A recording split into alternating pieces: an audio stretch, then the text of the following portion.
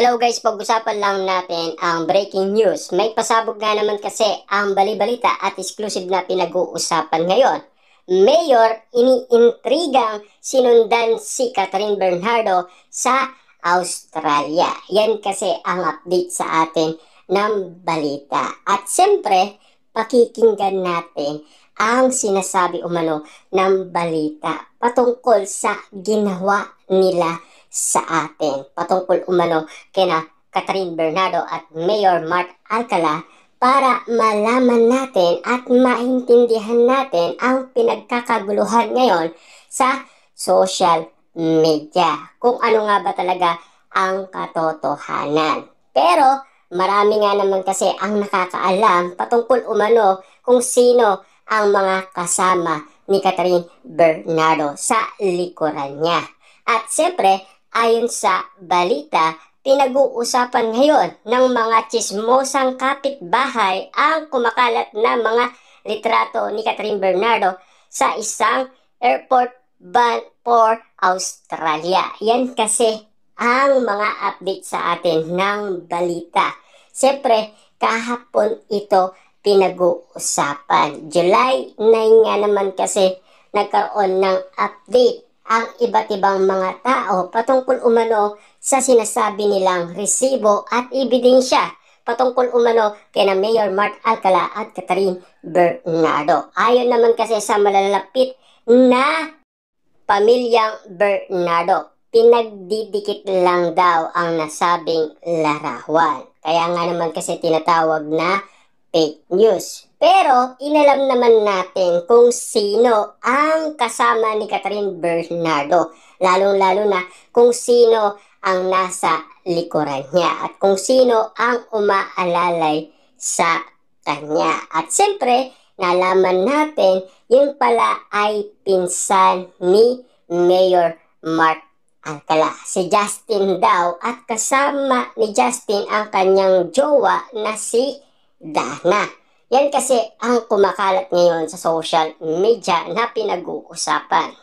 Slighted din ang incumbent mayor sa South na kasama rin umano ng aktres na lumipad. Yan kasi ang mga update sa atin ng balita. Kaya nga naman kasi gusto nating malaman kung tama nga ba ang mga kumakalat na balita at kung tama nga ba ang mga detalye ng mga netizens patungkol umano sa mga kumakalat ngayon kina Catherine Bernardo at Mayor Mark Alcala. Siyempre, nagkaroon nga naman kasi ng motibo ang mga netizens, lalong-lalo na ang mga sausawerang kapitbahay, lalong-lalo na ang mga solid fans ni Daniel Padilla kung bakit nga naman kasi iniiba niya ang lyrics ng kantang paborito niya. Kaya nga naman kasi kapansin-pansin ng lahat ng tao kung sino ang tinutukoy umano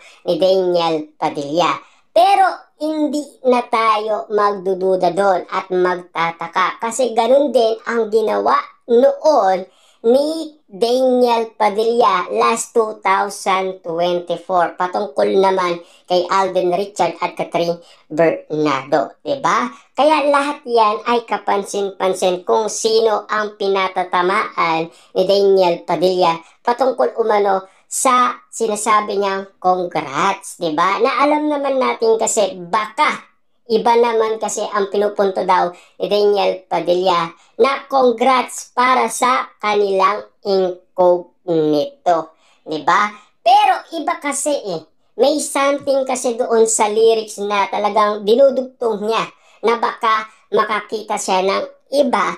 Kaya congrats, diba? Iba kasi ang meaning nung sinasabi umano ni Daniel Padilla. Ang chika ng iba, sinusundan daw ng nasabing alkalde ang kapamilya aktres. Irit tuloy ng Kevitcher na lusutan daw ang team ni Catherine at mayor ng mga paparazzi. Na alam naman natin kasi hindi tayo magtataka doon. Ang daming mga tao sa naiya. Na alam naman natin kasi pagkakaguluhan si Catherine Bernardo, na alam naman natin kasi ang iba't ibang mga netizens, alam nila kung ano ang tunay na kadahilanan. Alam niyo naman siguro ang mga netizens at mga sawsawerang kapitbahay, magaling silang mag-anak ng kasagutan patungkol umano doon sa larawan ni Catherine Bernardo. Kaya nga naman kasi ang lahat ng mga tao, kinikismis nga naman kasi na spotted daw si Mayor Mark Alcala at Catherine Bernardo. Ngayon pala, nauna daw si Catherine Bernardo bago si Mayor Mark Alcala. Kaya nga naman kasi ang mga katanungan ngayon, si Mayor Mark Alcala daw sinusundan si Catherine Bernardo. Yan kasi ang mga chismis ngayon at intriga na pinag-uusapan, pinagkakaguluhan at pinagpepestaan. Noon pa kasi na chikaan may something nang namamagitan sa dalawa.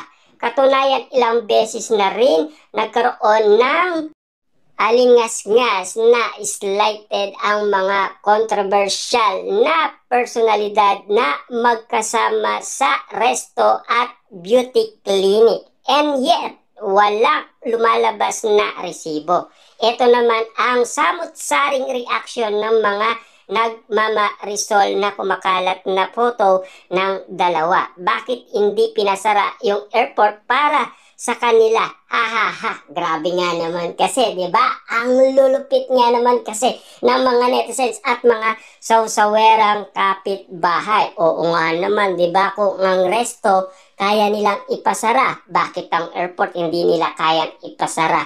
Siyempre, malaki nga naman kasi. Siyempre, merong umuwi at merong umaalis. Siyempre, hindi naman basta-basta yon kadali. Ang resto, pwedeng-pwede pa.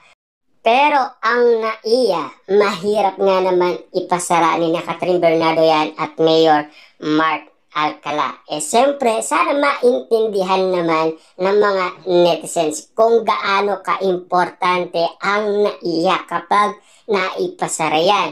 Kasi merong dumarating, merong umaalis na iba't ibang mga OFW. Siyempre, sabi nga ng balita, hindi ninyo mapapasara ang Australia. Yes, sumasaksi din. Bukas naman ang fahinang ito sa kampo ni Catherine Bernardo at ng nabanggit na politiko kung magkasama nga ba sila sa Australia. Importante rin malaman ang totoong estado ng kanilang relasyon para na rin sa ikalilinaw ng isyong ito. Yan kasi ang update sa atin ng balita.